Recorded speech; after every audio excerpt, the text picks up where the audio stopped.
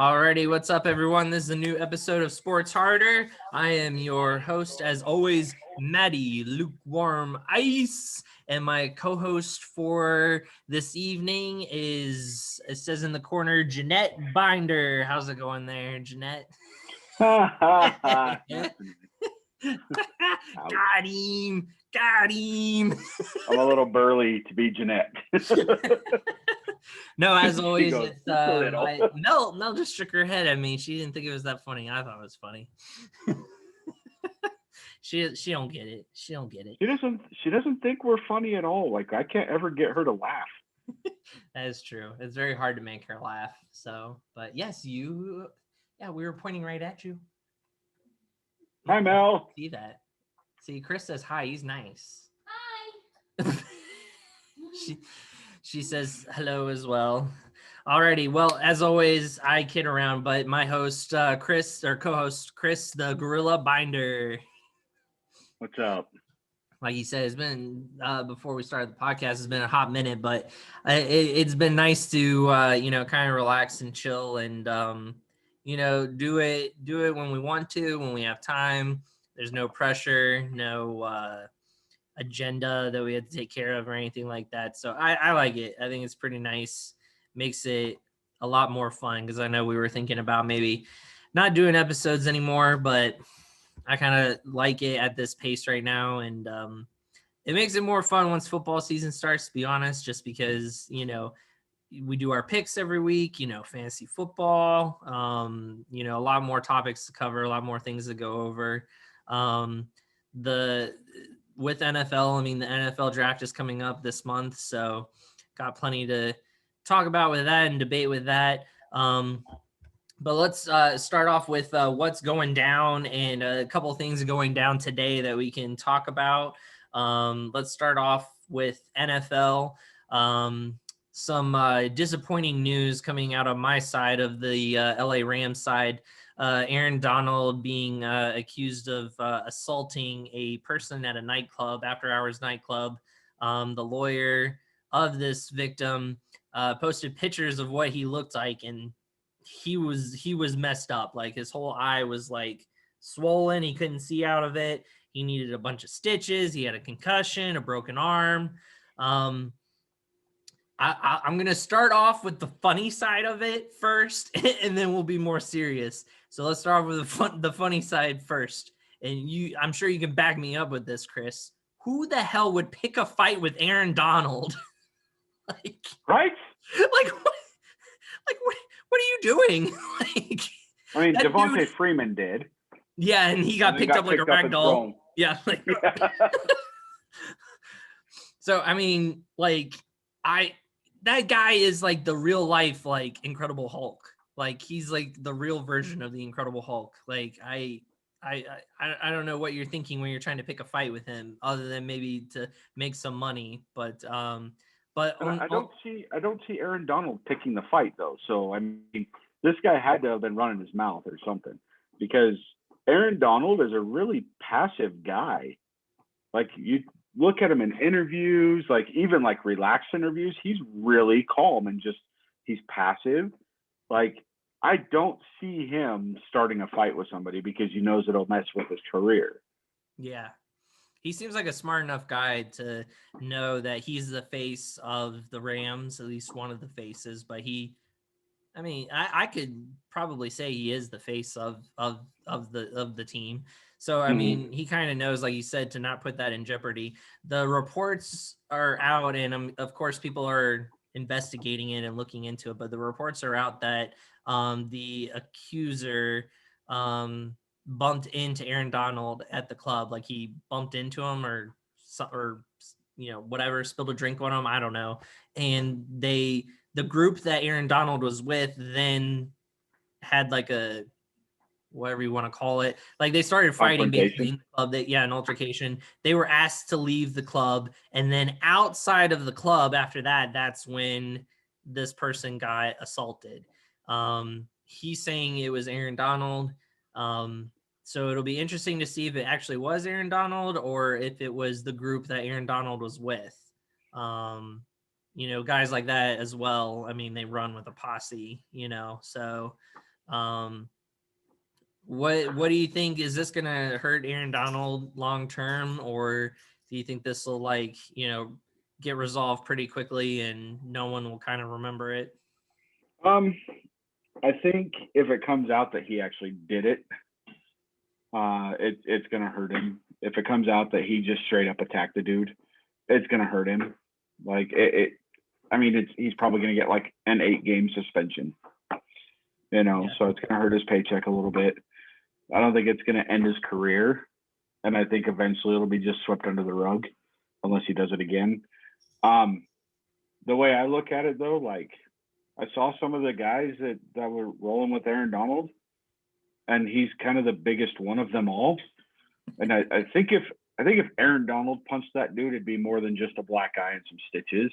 I think the dude would have his skull would have caved in, honestly. So Aaron Donald can bench 600 pounds. Yeah. He hits offensive linemen have said he hits with the force of a freaking truck. I think if he was to put his weight and his strength behind a punch, he could easily crush that dude's skull. So I honestly think that it was somebody in Aaron Donald's group that may have fought him and punched him in the face. And he's just blaming Aaron Donald because he knows that's where the money's at. Yeah. But he has to prove it. Like, Aaron Donald's innocent until proven guilty. I don't think he did it. But if he did, whatever. The guy was stupid for trying to fight him anyway. Right. Yeah, exactly. So I definitely agree with that. I'm hoping it comes out that he didn't. To be honest, Aaron Donald is one of my favorite players probably since Kurt Warner. So I really hope that he didn't do it. I hope it was just someone in his group and he can learn from it and not roll with these people again. Like you said, he seems so chill off camera, on camera interviews. He doesn't seem like a guy that would get riled up very easily. You've seen him get riled up on the field, but that's more competitiveness. He wants to be the best when he's out there. Obviously he wants his team to win, but yeah. So we'll see. I agree with you. I don't think he did it. So I'm keeping my fingers crossed as a huge Aaron Donald fan that it's true that he didn't. You know what bugs me the most? If you're going to pick a fight with somebody and somebody's trying to pick a fight with you and you don't want to fight, you just tell them, look, I'm good. I'm sorry. I made a mistake. I don't want to fight. But if you went outside knowing that they're outside, they got kicked out of the club, you went outside looking for a fight. If you're going to fight, it doesn't matter who you fight. If you win, you walk away. If you get your ass kicked, you don't go press charges like a little bitch. You just don't. You kicked my ass. So you shake your hand, walk away. It happens. I've had my ass kicked. I shake the hand and I walk. I'm like, good on you, dude. But it doesn't happen often. Usually I'm the other one that they're getting up, shaking my hand. But that's the trained fighter in me. It's just dumb that you went outside knowing that they had just got kicked out of the club for messing with you. Yeah. Or trying to fight you. So you go outside with them? What the hell do you think is going to happen? Yeah. Hey, it's a whole posse and it's Aaron Donald, and I'm going to go outside and I'm going to try to fight Aaron Donald. You're a dumbass. It's true. I was talking to... Oh, go ahead. I'm one hell of a fighter. I can fight. I'm pretty damn good at it, but I wouldn't fight Aaron Donald. I don't get... You couldn't pay me enough to... That's like trying to fight Mike Tyson. That's retarded. Don't do it. It's like trying to fight Francis Ngannou, just... Addison. It's like... Comes in with music blaring. Oh. It's like trying to fight Francis Ngannou, from UFC. Yeah. Yeah, I'm gonna fight that guy just because I'm in his way. Nope. Hey, you have to fight Francis Ngannou. I retire. I had a good career. I'm calling it. Yeah. Stipe beat him last time, but this time, Stipe didn't look like he showed up, and Ngannou nailed him. Like, nobody's ever rocked Stipe that bad, and he just dropped. Oh yeah. Like, I watched, yeah. that was brutal. But yeah, no, like, there's certain people you just don't pick a fight with. Aaron Donald's on that list. This is true, factual. Alrighty, well, the other thing in the NFL that went down today, reports that Javion Clowney is going to be signing with the Browns on a 1-year deal. I'm kind of upset. I kind of wanted the Rams to go out and get him. I mean, especially in a 1-year deal, like we could have really used him, you know. 10 million though. Yeah, I mean, still all these 1-year contracts, 1 year, 1 year, 1 year. So I mean, with that, the Browns continuing to stack up in free agency. I feel like they're trying to, you know, obviously make a push, you know, for the Super Bowl as well. So does this get them over the hump? Are they like finally there, or is it still, you know, Tampa Bay's, you know, title to lose again, basically? Tampa Bay's stacking up too. Like, they just signed Giovanni Bernard. Yeah, and the Cardinals are stacking up as well. Talking about that, they just signed James Conner, the running back from the Steelers. Yeah. Like, again, on a 1-year contract. And everything's 1 year right now.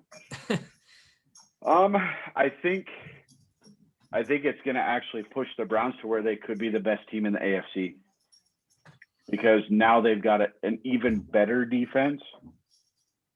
I mean, they were able to get after Patrick Mahomes pretty well, not great, you know, and then that stupid Alex Mack hit that took Mahomes out of the game. You know, that was kind of harsh. And I mean, Mack has come out and said, hey, you know, I wasn't trying to hurt him. I promise. I was just going for a tackle, and I grabbed what I could grab. Yeah. And he's like, and I even tried to cradle his head so it didn't hit the ground, but it still did hit the ground. But I think the Browns they're stacking up to where it's going to depend on Baker Mayfield. What Baker Mayfield shows up. Is it the Baker Mayfield that spreads the ball, or is it the Baker Mayfield that tries to force throws to Odell Beckham because it's Odell Beckham? Because I can tell you right now, the Browns defense is going to be the number 1 defense in the league. Wow. You think I think they are. The Rams are going to drop down, huh? Well, I mean, who all did the Rams lose on their defense? They lost a few people. Yeah, they did lose some people, yeah. And where did most of them go? The Browns. Yep. At least in the secondary. Yeah, they definitely. Yeah, so I mean, you take pieces from the reigning number 1 defense, and then add them to Myles Garrett, to Denzel Ward, yeah. Greedy Williams, Andrew Sandejo, Alex Mack, and then you add Jadeveon Clowney into it. Like, they're going to be scary on defense. The only thing that's going to hurt them is what Baker Mayfield shows up. Yeah, I definitely agree. I think they'll make a good push in the playoffs again. You know, depleted Steelers, Ravens, I'm not sure, you know, what their deal is. You know, they might be able to, you know, challenge the Browns for that division, but I really think it's the Browns division to lose, to be honest. And the Bengals are still the Bengals right now. They're nowhere near competing level, you know, so. Especially losing their number 1 receiver and their number 2 receiver. Yeah. Because they lost A.J. Brown to the Cardinals, and then John Ross went to... No, A.J. Green went to the Cardinals. To the Cardinals. You said A.J. Brown. I meant A.J. Green, sorry. Hey, it's the color. Yeah, wrong color. A.J. Green. A.J. Brown is still on the Titans. But no, A.J. Green went to the Cardinals, and then I know John Ross, I can't remember where he went, but I know he's not on the Bengals. And then they lost Gio Bernard as well. It's like, well, what are you going to do, man? Like, yeah, you have Joe Mixon, but Gio Bernard was your prolific runner. Yeah. Well, and talking about the Bengals, just to throw this out there real quick, I guess before we move on to something else, little tidbits always make me think of something, and then I kind of want to talk about it and debate about it. So speaking of the Bengals with them depleting and stuff like that, of course they have Burrow, who is coming off of that injury. I guess it's hard to say, but would you right now put more faith in Trevor Lawrence being more of a go-to than Burrow, or would you still go with Burrow as kind of being the guy going forward, kind of like the future for the NFL type of thing? Because I saw an article where people no for the whole NFL, no, neither one of them. Oh wow. Nope. Well, I saw an article on ESPN and they were talking about who you would go with. Would you rather go with Trevor Lawrence or Joe Burrow, for your team? If you were going to pick a quarterback for your team, basically. If I was going to pick, I would take Trevor Lawrence, simply because of the severity of Joe Burrow's injury. Yeah. If he comes back and he's the LSU quarterback, Joe Burrow, then great. But that injury, that one's hard to come back. He tore his ACL and MCL. Yeah. That's hard to come back from and have the same speed, the same strength of the leg that you would have, Yeah. So right now, as it stands, I'd 100% take Trevor Lawrence. But Joe Burrow still has an arm. He's still accurate. You get him some receivers that will actually catch the ball. Get him Devontae Smith, from Alabama. Yeah. Get him a receiver that will go out and get the ball. AJ Green's kind of old. John Ross had drop problems. He was worse of a drop artist than Amari Cooper. But I don't know. Joe Burrow has the ability to be a great quarterback if this injury did not end it. Yeah. Well, fair enough. Talking about that, obviously Trevor Lawrence, projected to go number 1 over to the Jacksonville Jaguars, obviously, and that's coming back to haunt me when it comes to everything. Because I had such high hopes for, Justin Fields, and now his draft stock is dropping for some odd reason, and I don't know why. He had a bad pro day, dude. Did he? Parts of his pro day were really good. He was able to hit the throws on the run, but it was the standing in the pocket throws that were hurting him. Oh, all right. He was off by a couple yards. I mean, it wasn't terrible, but it was enough that it was noticeable that it wasn't just in the hands of the receiver. The receiver actually had to dive for it, or they had to stop to catch it, But his throws on the run, dude, he nailed a 60-yard throw on the run. He rolled out and just bombed it off his back foot, 60 yards. So, I mean, the dude's got arm strength for days, but it's his pocket presence isn't there. Yeah. And with that, I mean, with his draft stock dropping, he could go to, one of the teams in a later round, to try to compete maybe with one of the quarterbacks that maybe is on the bubble.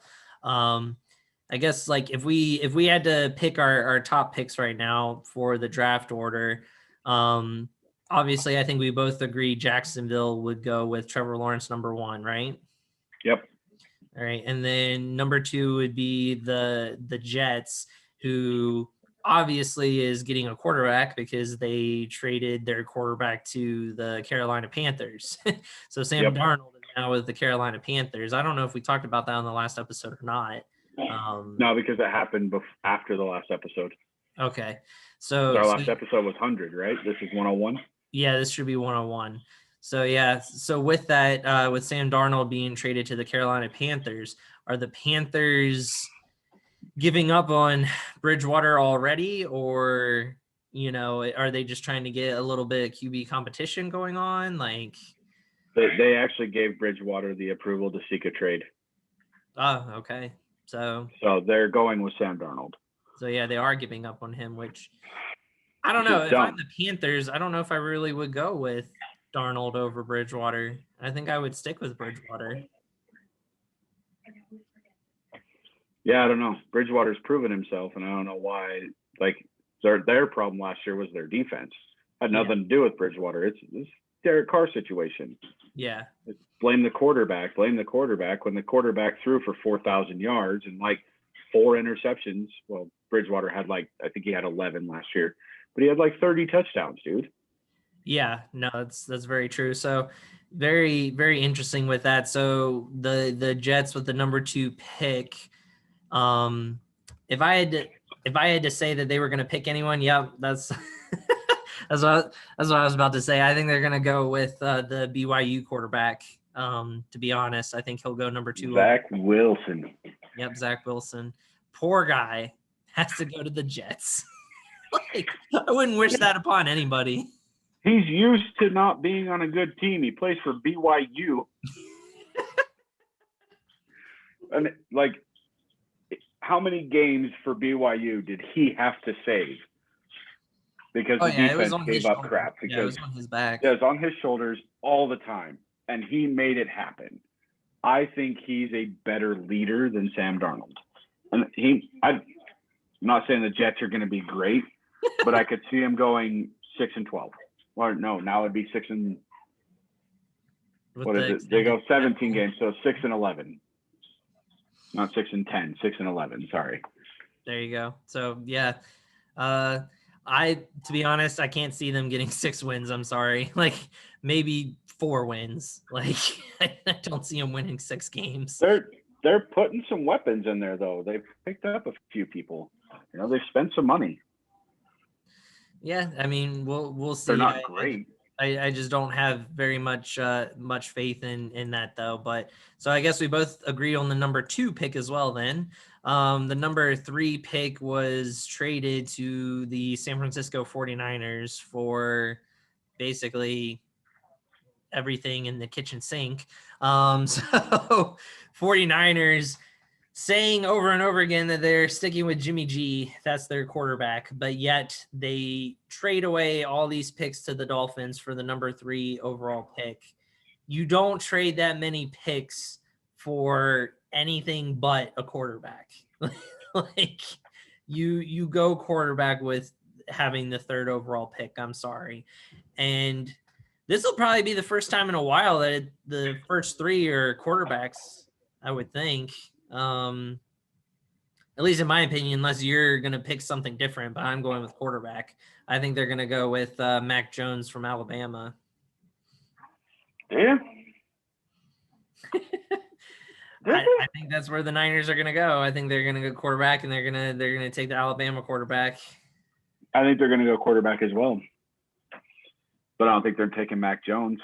Oh, who do you think they're going with? I think they're going to take Justin Fields. No.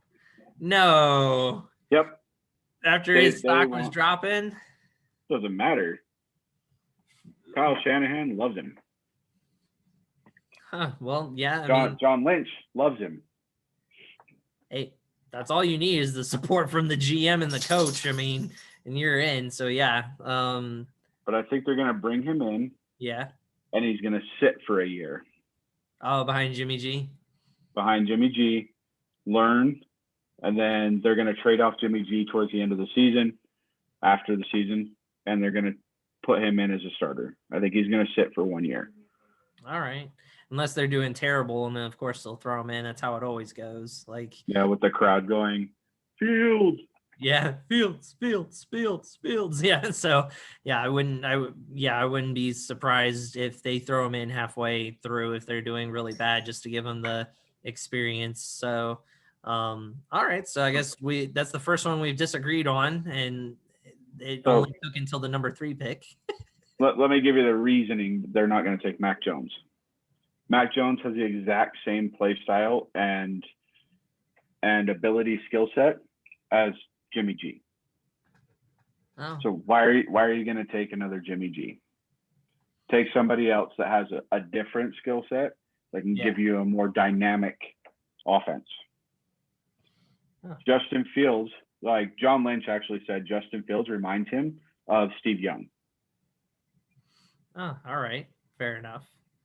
Well, yeah, I mean, that's the way to go then. Alrighty, and then the number 4 overall pick is going to the Atlanta Falcons. Again, I feel like if Falcons are going to go quarterback, to be honest, it'll be crazy if they go quarterback. The first 4 picks are quarterbacks. I can't remember his name, but there was a quarterback from like San Diego State or something like that. His stock has been going up as well. I feel like the Falcons could go down that route and get him at the number 4 pick. And I think it's kind of the same scenario where, Matt Ryan's going to play and then he's going to learn behind Matt Ryan. And then after 1 year, they'll get rid of Matt Ryan or Matt Ryan will retire, one of the two. Which I think Matt Ryan would probably try to go to another team. I mean, obviously he still wants to win a Super Bowl after, the choke city against the Patriots. So, who do you think the Falcons are going with the number 4 pick? I think they're going to trade away the pick because they're going to stick with Matty Ice. Yep. And I think who they're actually going to probably trade with is New England. New England, okay. New England steps up and gets, I would say, either Mac Jones or Trey Lance. Trey Lance is North Dakota State quarterback. Okay. So the dude's 6'4", 230 pounds. He's a beast, and he's got a huge arm. Yeah. But I think what they're doing is, I think the reason that they would take Trey Lance is kind of leaning on the, hey, he comes from the same school that Carson Wentz came from, so maybe he'll do good. Oh yeah, maybe. All right, fair enough. Well, that would be the number 4 pick. After that, I think it's not really going to be very QB oriented. They're going to kind of get away from those spots. I kind of want to jump down to the number 10 spot real quick, the Dallas Cowboys, especially, with David and your mom and Brian all being Cowboys fans. We can kind of talk a little bit about their pick at number 10. Obviously, they should go defense, and they should pick a defensive player and turn that defense around. I mean, holy hell, it's bad. But reports have been out that Jerry Jones says that he loves the Florida tight end. What's his name? Kyle Pitts. Pitts, yeah. He said he is like in love with Pitts, and if he's there at number 10, that he's gonna pick him. Pitts won't make it to number 10. Oh, you don't think so? Where is he gonna get picked up at? He'll either be 5 or 6. He'll either be Bengals or Dolphins. Fair enough. You don't think Dolphins would still go Devontae Smith or one of the other wide receivers like Chase? No, they might. They might go Jamar Chase. Because they already have or maybe Jalen Waddle. Doesn't the Dolphins already have a good tight end with Gesicki or whatever his name is? Mike Gesicki. Yeah. He's all right, but he's not Kyle Pitts. Like, Kyle Pitts is good, dude. Like, Kyle Pitts are comparing to like Travis Kelce, Darren Waller. Yeah.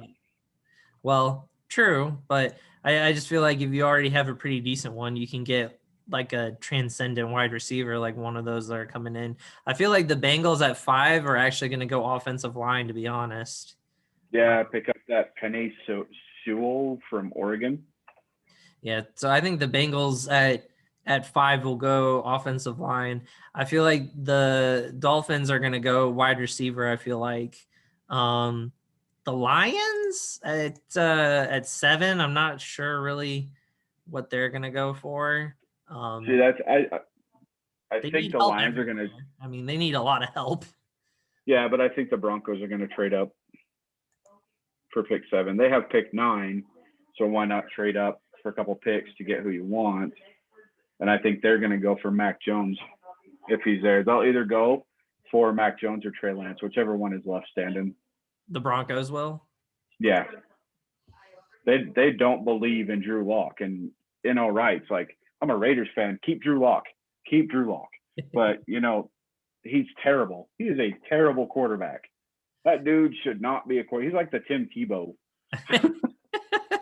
Well, I mean, if all that plays out the way that we just described, then by the time it gets to number 10, then the Cowboys could easily get Pitts. I mean, by that time. So if the Dolphins don't take him, yeah.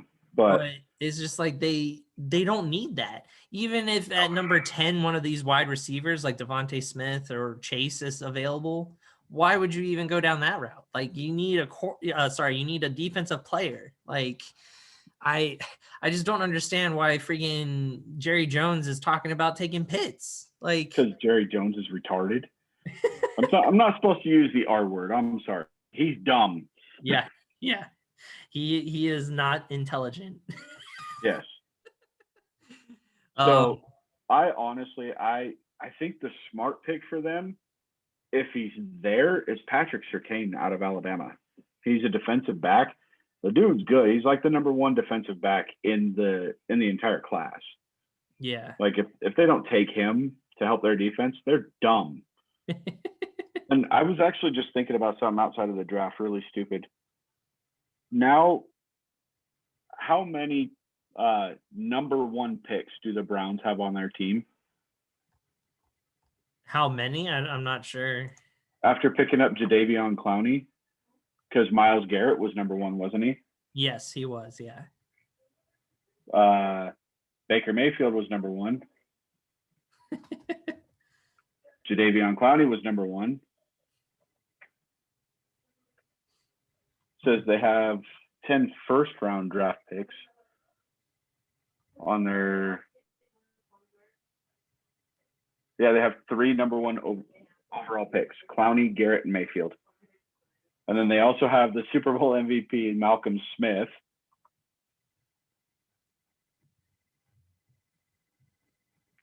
Malcolm Smith, yeah, he was the linebacker for the Seahawks. He's the one that ran the touchdown back, the interception back at the end of the game. So the Seahawks, when they won, Malcolm Smith got the MVP for that. But they have 9 first-round picks on the Cleveland roster. I think they have 10. Yeah, they have 10 now with Jadeveon Clowney.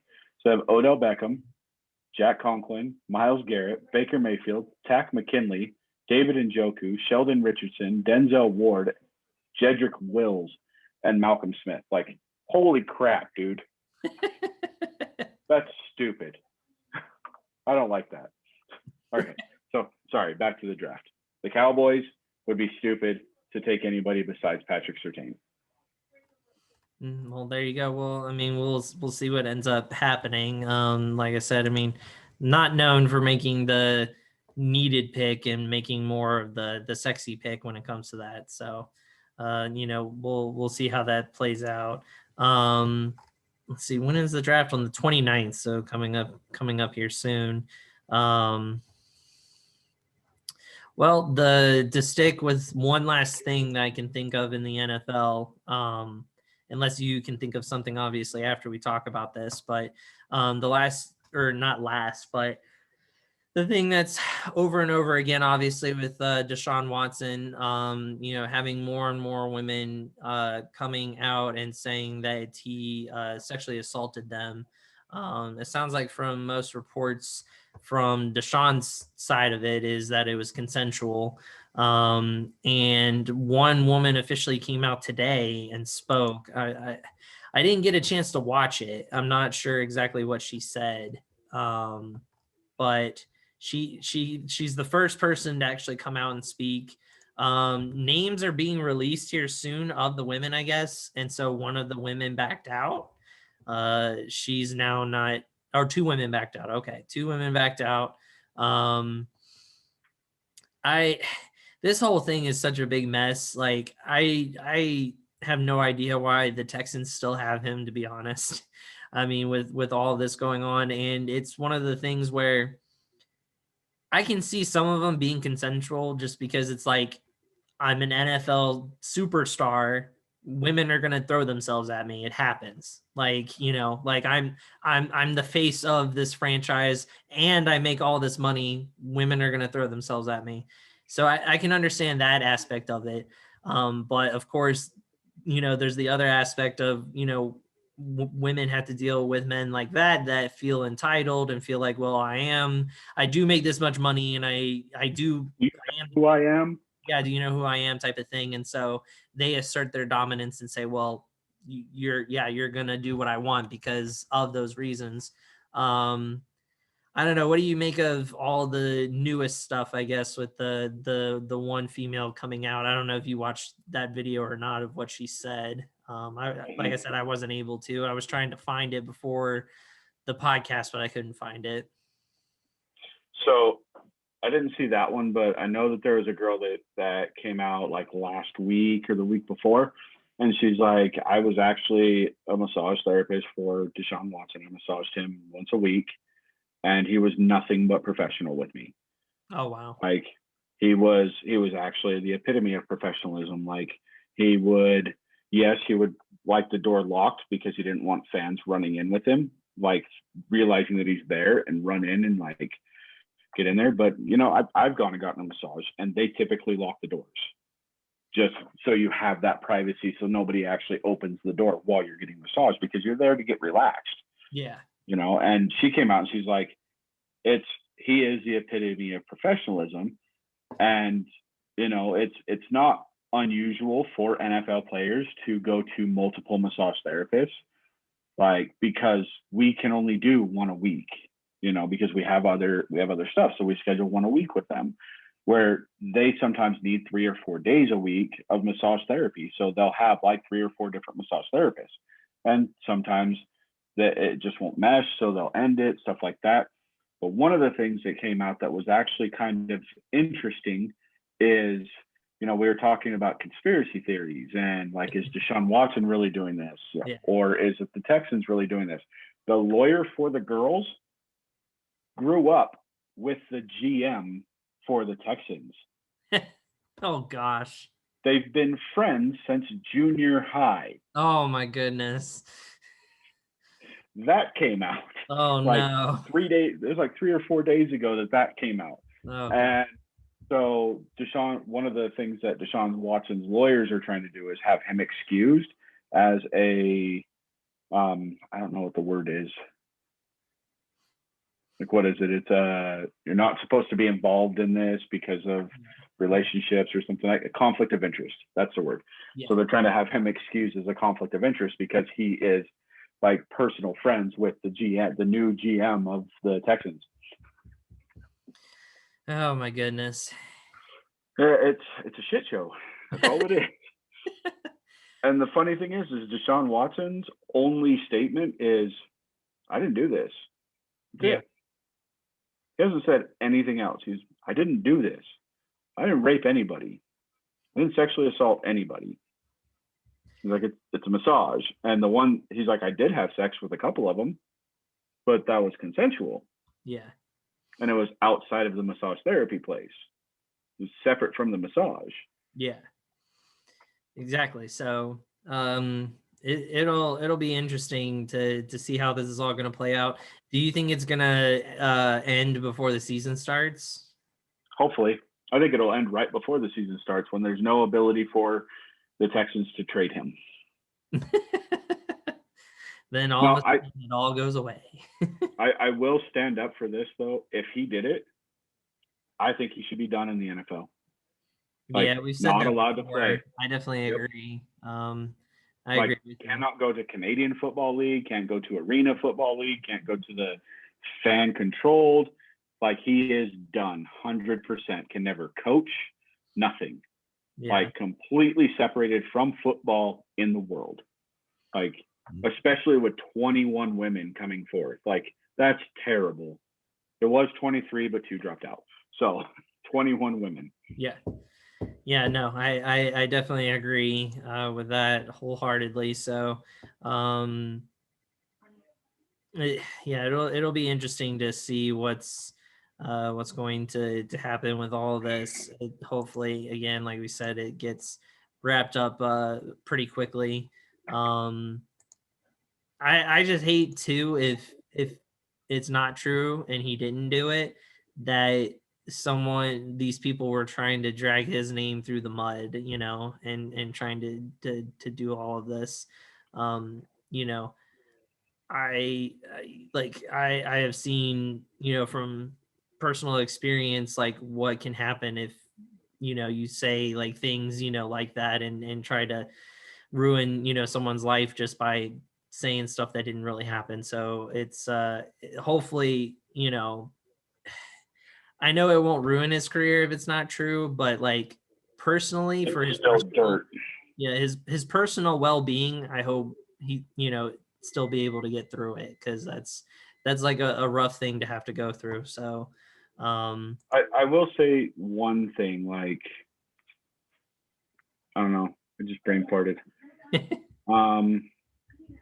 Yeah, like, what the biggest red flag on this whole thing to me is 23 women total have come forth and said he sexually assaulted me. Right? Yeah. 23 women have said Deshawn Watson sexually assaulted me during a massage. To me, wouldn't that pose the ability to file criminal charges, whether they wanted to press charges or not? Like, there has not been a single investigation from a police officer on this. Like, why not? Yeah. Why not? I think that's one thing that he should come forth with and say, you know what? If I did this, file criminal charges. Have a cop actually investigate this. Have a detective investigate this. That right there to me would be so much of him standing up for himself. But it's really kind of like throwing up red flags that these girls are only suing him civilly, and that there's never been any kind of criminal proceeding, any talk of criminal proceedings. He raped 23 women, supposedly. Like, I'm sorry. If he did it, go to jail. You're done. Yeah, right? Like, why are you just trying to go after this dude's money instead of actually filing criminal charges and stopping him from doing it again? Yeah, I think that's the key thing, and the big thing is, why wouldn't you want to stop him from doing it again? I mean, you are right. If he's doing something so heinous and he keeps doing it over and over again, then it seems like that is what you have to do. Like, Mm-hmm. stop that from happening ever again. So yeah, I definitely agree. There's a lot of so many different red flags. It's crazy. But already, well, if we move on to some baseball, with everything that's been going down with that, because we've had opening day, we've had a bunch of games. Something we posted on our Sports Starter Podcast Facebook page, which I thought was cool, was San Diego Padres Musgrove throws the first no-hitter in Padres 52-year history. So, man, I think it was like the second or third game into the season, and we've already got a no-hitter to start the season off.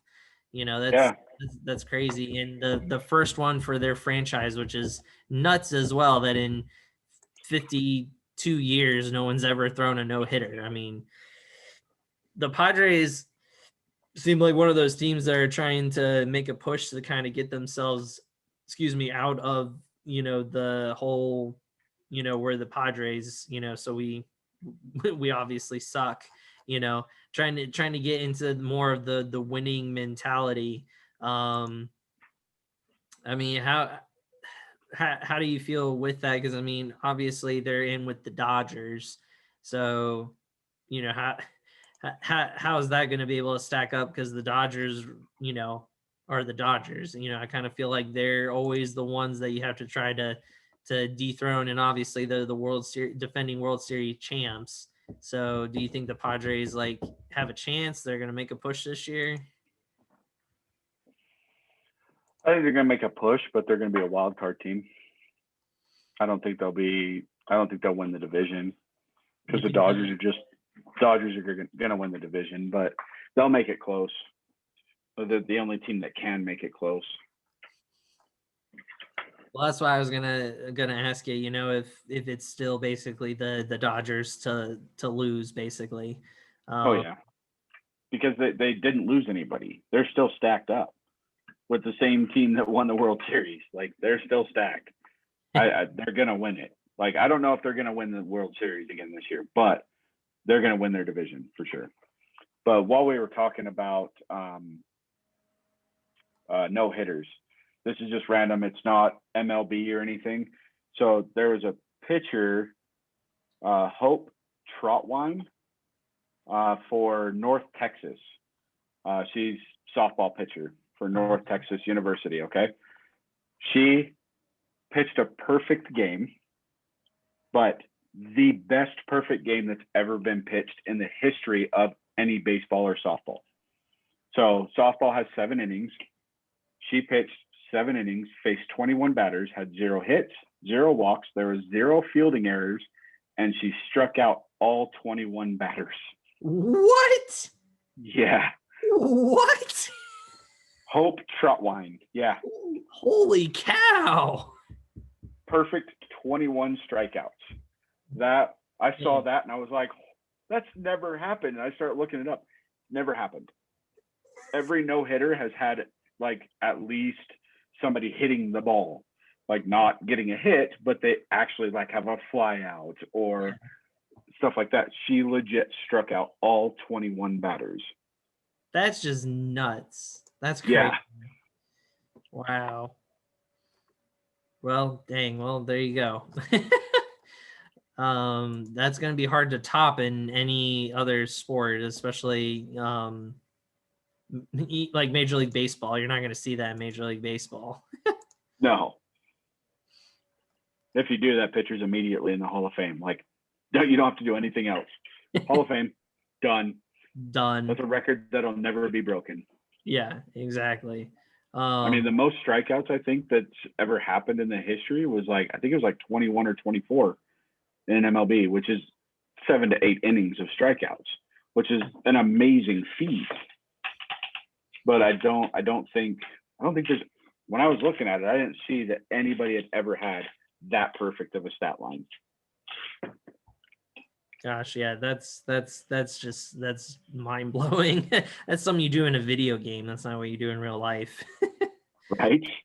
Yeah, so that's crazy. The other I guess big thing that has happened so far in baseball was just COVID related stuff. The Washington Nationals to start the season had like 6 or 7 players that had COVID and they couldn't start their season. They basically postponed it a couple days, and then after postponing it and they couldn't postpone it anymore, they just brought up a bunch of players from their minor league teams, their AAA teams, and were able to play.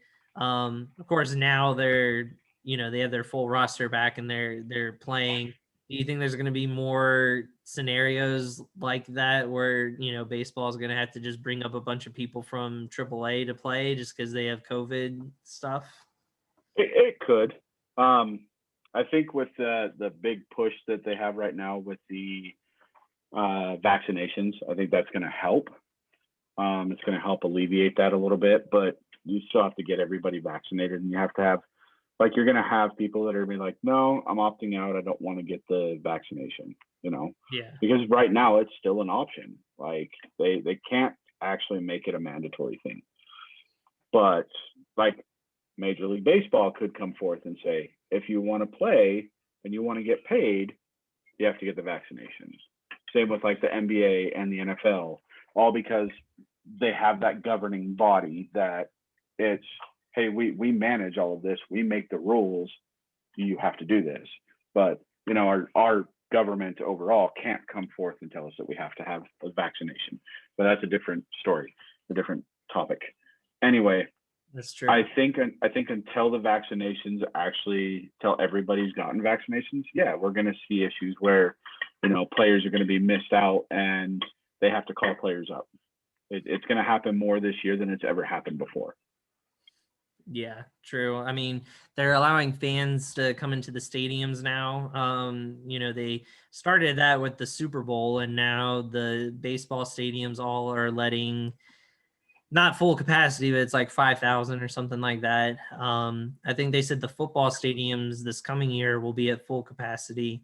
UFC just announced that the Conor McGregor Poirier third rematch will be in Vegas with full capacity. I thought Conor said he wasn't going to fight him. No, it's happening. Over some stupid Twitter feud. Like Conor was like, "You're a bitch. I'm not fighting you." All because Poirier called him out and was like, "Hey, you're supposed to donate to this like charity and you haven't done it yet. Why?" Like, that's all it was. And Conor got pissed off and was like, "Well, I'm not going to fight you now." Like, what? Well, no, apparently Poirier apologized to McGregor and said that it wasn't his place to call him out publicly about the donation, and he was in the wrong for it. So I think after him apologizing, it's going to happen now. And like I said, Dana White just announced today that it's going to be in Vegas and it's going to be full capacity. So nice. So it seems like the things are going back to normal in the sense of sports stuff. WrestleMania recently just happened over the weekend, and that wasn't full capacity, but it was at the Tampa Bay Buccaneers Stadium, and I can't remember how many fans they actually had there, but they had fans, and it was the first time that WWE had fans. And I think it was because it was an outdoor event, and Tampa Bay had a certain amount of fans for the Super Bowl, so WWE, had it there and did the same thing. So, yeah, it'll be interesting. I know basketball is allowing a certain amount of fans because you went to a Jazz game, recently. Yeah, it's weird how they do it. Like, so we didn't get our normal seats. So my wife's work has season tickets to the Jazz. And we have normal seats, which are like row 9, kind of behind the basket, like pretty close to the floor and everything. Well, because of my daughter's making a lot of noise. Salt shaker and pepper shaker. Wink, wink.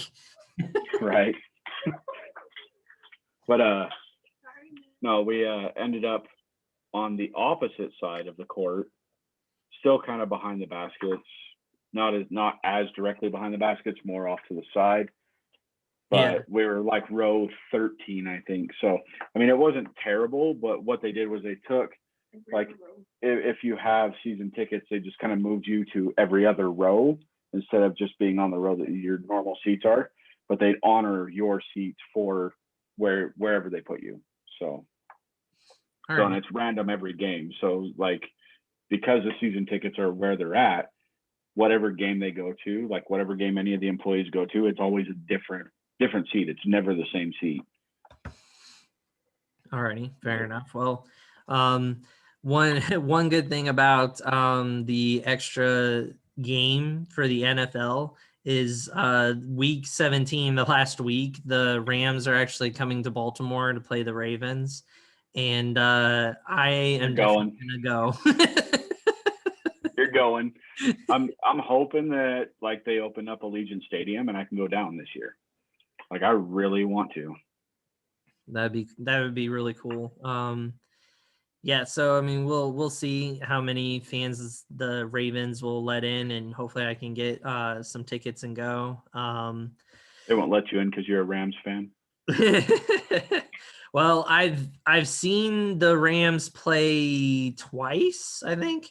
I've seen them once at the Washington football team stadium, and I wore my Rams gear. People were real nice. And then went to Ravens game with one of my friends who's a Ravens fan, and I wore my Rams gear. And again, the fans were really nice. No one harassed me or anything. So because it's not Oakland. Right? It's not like Seattle or something like that where fans. No, Seattle's not bad.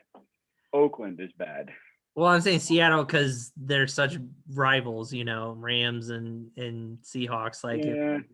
But the worst you're going to get there is the people are going to be like, "You suck," and in Oakland they're going to be like, "Hey, we may not have beat you in the game, but don't show yourself in the parking lot. You get stabbed, buddy." Catch me outside. Oh my goodness. All right. Well, so yeah, early season for baseball. Can't really say anything definite for right now. There's only been like 10 or 11 games played so far. So Yeah. still a lot to play. NHL, they recently got done with the trade deadline. I know the Washington Capitals made some trades and brought some people in. The new guy that they traded for against the Flyers last night got a goal and an assist. So he's, as of right now, seeming to fit in pretty well. But I mean, we beat up on the Flyers. We beat them 6-1. So it's one of those things where it's pretty easy to fit in when you're playing against a team that you're stomping. So, do we ever talk about that dude that got the freaking the hat trick in like 2.5 minutes? Yeah, I think we did. Yeah, I think we did. I thought we brought that up on one of the episodes. Yeah, that might have been the one with David. Yeah, I think it was. So, NHL, with the trades and different things like that, it seems like the Caps are trying to make a push, which is always good for your team when they're trying to make a push. We'll see what we can do. Again, I think right now with the way everything's going on, there's been a pretty good amount of games. I can't remember exactly how many games they're going to be playing this year if they shortened it because of COVID. They were talking about doing a bubble again because of the recent COVID spike, but I don't know if that's a for sure thing or not, if they're going to do that again for the playoffs. But they've talked about it, but there's nothing actually voted on it yet, so don't know. Yeah. And then NBA stuff. Let's see. I know one of the players got injured for Jamal Murray. Yeah, he tore his ACL. So he's out for the Nuggets. So that's going to hurt them so bad. Yeah, I was going to say he's their leader, man. With that, how do you feel about, the Nuggets' chances now? I mean, usually in a sport, it's next man up, but with basketball, I mean, I think it's a little different. Jamal Murray he's the heart and soul of that team. Like Jokic he's your dominating scorer, but honestly, like without Jamal Murray, Jokic isn't going to get as many touches because he'll get as many touches, but he's going to be double teamed a lot more because they don't have to worry about somebody jumping out, and shooting the three. Jamal Murray is, like I said, he's the heart and soul of the Nuggets. And losing him it's gonna hurt their season. Like they may still drop down to like 8th seed and make the playoffs, but I don't think they're gonna go far in the playoffs without him.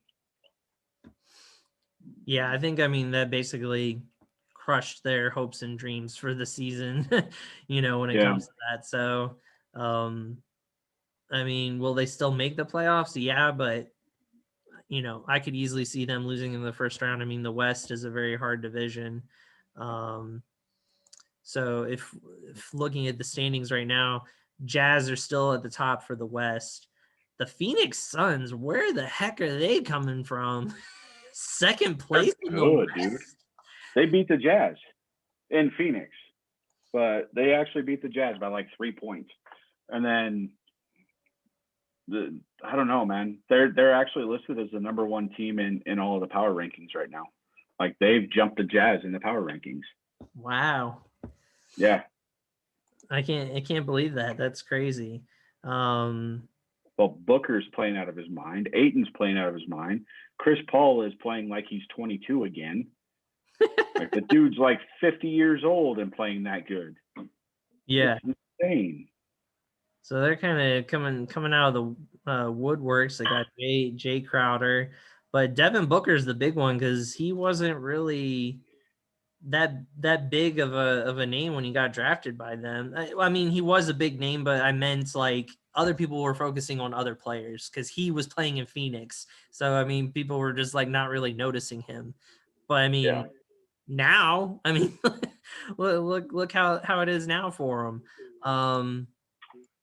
So gosh, yeah, so that's crazy. So they let me look at the standings again real quick. So yeah, so they're in second.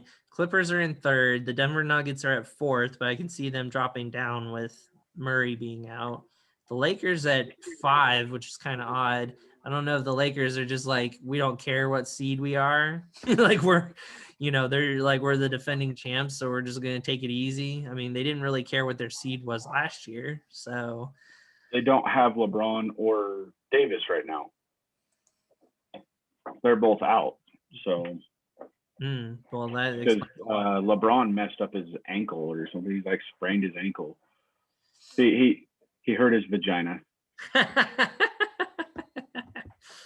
Oh, my days. Hurt. He got hurt from because they released the trailer for the new Space Jam with him in it. Right. No, they so he was going for a ball and somebody else was going for the ball at the same time. And the other person, like, I think it was a Toronto Raptor guy, bumped his leg, like going for the ball. He was actually like I think it was Montrezl Harrell like came out and was like, he was actually diving for LeBron James. And like, I watched the replay. The dude was diving for the ball. Yeah. But LeBron was diving at the same time, and they just happened to bump, and he hit LeBron James's leg, and LeBron James hit the ground and started grabbing his ankle. Like, he didn't even touch your damn ankle, dude. He hit your thigh. But okay. All right. Stupid flopper. Oh, yeah. LeBron James, don't get me wrong, he is a great basketball player. He is one of the best basketball players that ever played the game. But he is a sissy. He wouldn't have survived in the 90s, the 80s and 90s. Like, that was like street ball then. Like, Yeah, it's like, if you flop, the whole team's going to come after you. Right? So, yeah, no, I agree with that 100%. 6th place is the Blazers, 7th is the Mavericks, and 8th is the Memphis Grizzlies. But Golden State and the Spurs and the Pelicans are still within grasp of taking one of the 8 seeds. So did you hear about the whole playoff thing, like how they're doing it? No, I haven't heard anything about it. So it's like 8 through 10 will have like a playoff. So 9 and 10 will play one game, and whoever wins gets to play the 8 seed, and then whoever wins out of that goes in the playoffs. Oh yeah, wasn't it David that mentioned that on the 100th episode? Yeah.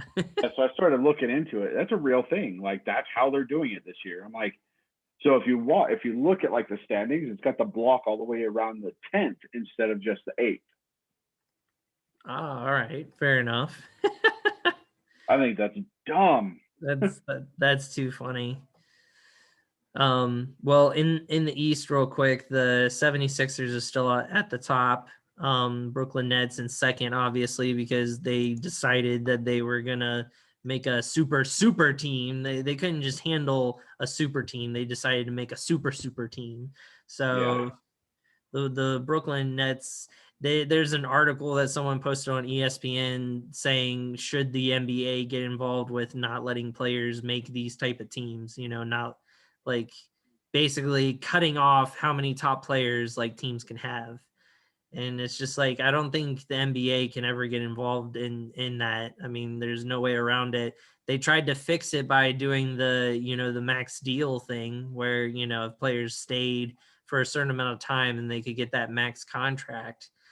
But that's not working now because players just want to be on these teams to win titles. They don't really care how much money they're making, because once they win a title, then they can go make more money somewhere else if they want to, because then they got a title under their belt, So I don't think there's a way that the NBA can fix that or make a rule for that, because I don't think the players would allow it. So There is actually one of my friends. I don't remember who it was, but I was talking to him about the super teams because the NFL is starting to do it too. Like you're starting to see the super teams in the NFL where teams are stacking and they're just paying a little less for people, you know. And the way they brought it up was have tiers. Like, you know, you're this caliber of player, you're considered a superstar. You are in this pay bracket. You're a star, you're in this pay bracket. And you're not allowed to drop down and take less money just so you can join a super team. You have to be in that pay bracket no matter what. So like you take a LeBron James and a Kevin Durant and Anthony Davis, you know, they're in the top bracket. So they're going to make the top money. Well, if you have 2 or 3 players that are top bracket, how are you going to field 12 to 15 players for the team? Yeah. Because you can't afford it anymore because you've already reached your salary cap on those 3 players.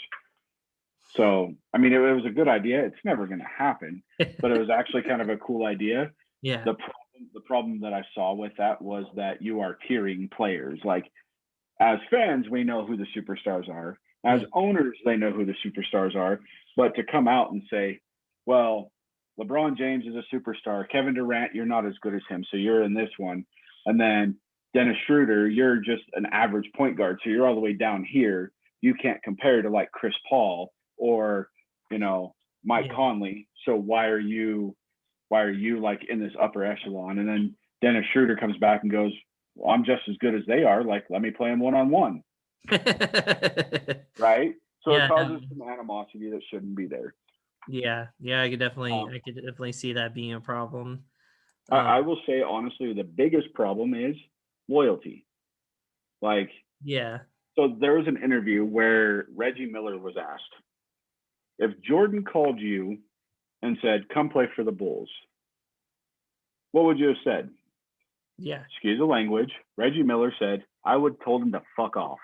That's what Reggie Miller said. And the guy was like, why? He's like, because I had pride in the Indiana Pacers.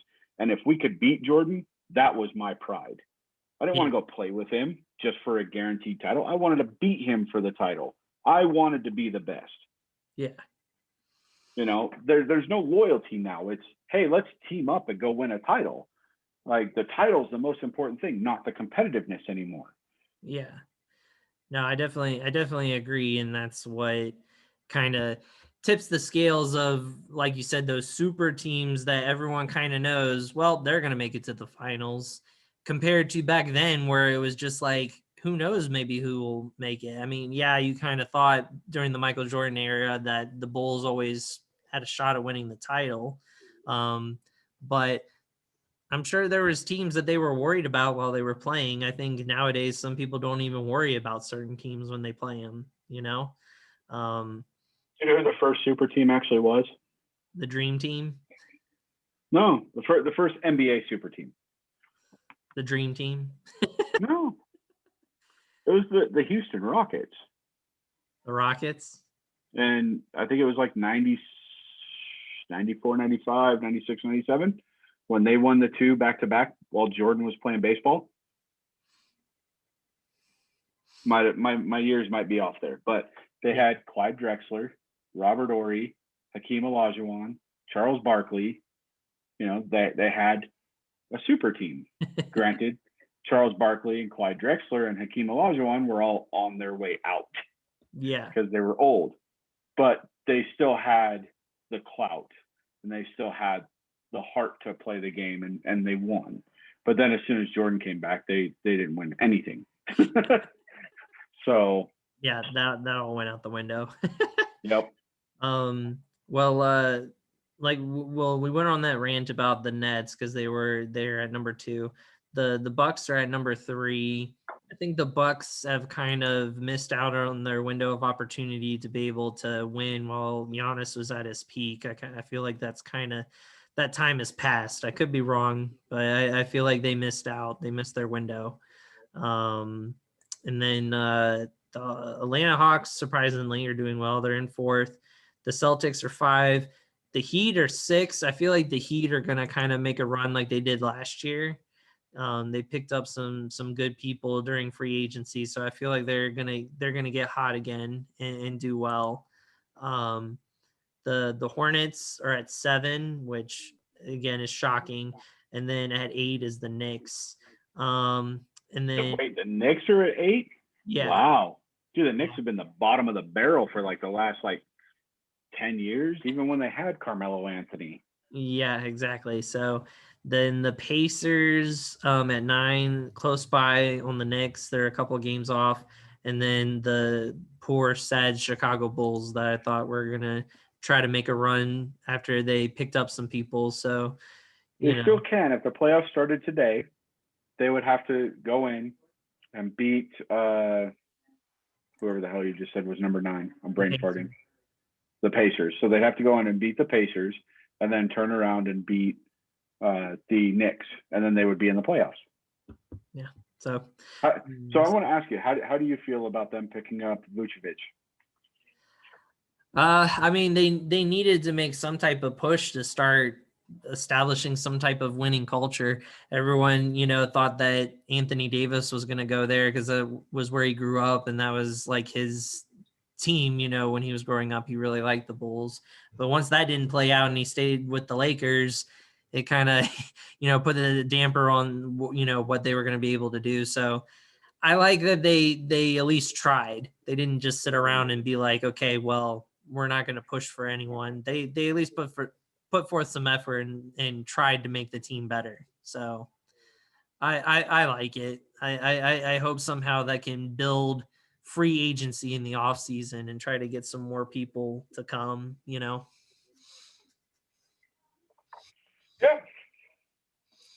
I just wanted to ask you about that. Oh, completely forgot about this while we were talking about baseball. Did you see Zach Greinke? Greinke, yeah. Yeah. He used to play for the Dodgers. I don't know who he plays for now, but there was a pitch that he did. So he has a 101 mile an hour fastball, right? Mm-hmm. He threw this knuckle changeup, or not a changeup. It was a knuckle. Yeah, I think it was a changeup. Knuckle changeup. 53 miles an hour. Completely psyched the batter out. Like the batter swung way before the ball even got there, and he was like, "What the hell just happened?" Oh my goodness, that would have been a sight to see. That's for sure. Right? There's a video of it. I'll have to watch that now. Now I'm curious. Yeah, just look up Zach Greinke's 53 mile an hour ball pitch. It was funny as hell to watch. Oh my gosh, that's hilarious. I know. Since we were to end things, to wrap things up with since we just mentioned baseball, it's been interesting since the season. Like I said, there's only been 10 or 11 games played, but they've already had bench clearing brawl between I think it was the Reds and the Cardinals or something like that. Yep, they've all got COVID now. I just think it's funny that they wear their masks. Yeah, it's that many games into the season, they're already doing that, and it was because of one of the pitchers hitting a batter from something that happened last season. It's they're still holding on to that. It's just really, you're still mad about last season that you're gonna hit a batter. I just thought it was hilarious. And then I saw a replay of one of these players.